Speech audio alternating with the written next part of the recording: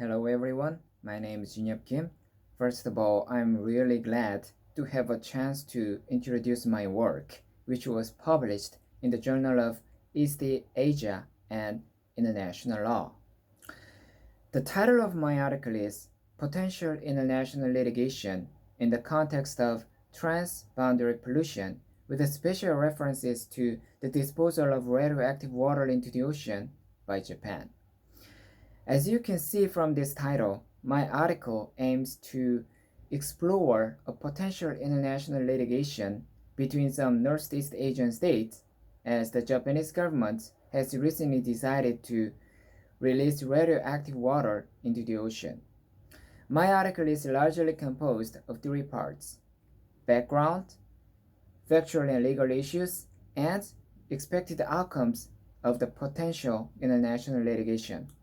On the background part, I have discussed some recent developments, including Japan's decision to release radioactive water and neighboring countries such as South Korea and China's responses to the decision.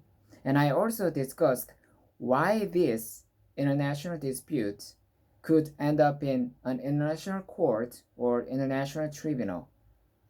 One of the main reasons includes the compulsory dispute settlement mechanism in the United Nations Convention on the Law of the Sea. And then some factual and legal issues of this potential international litigation were discussed. These include provisional measures, causation and the proof of harm, and rights and obligations of the parties. In other words, in this part, I have discussed some issues to be considered on the merits. And then expected outcomes of the potential international litigation were also discussed. At first, assuming Japan is found to violate any of its obligations, I have discussed some consequences or legal consequences of state responsibility. These include cessation of wrongful conduct and performing the breached obligation, and reparation, which include restitution, satisfaction, and compensation.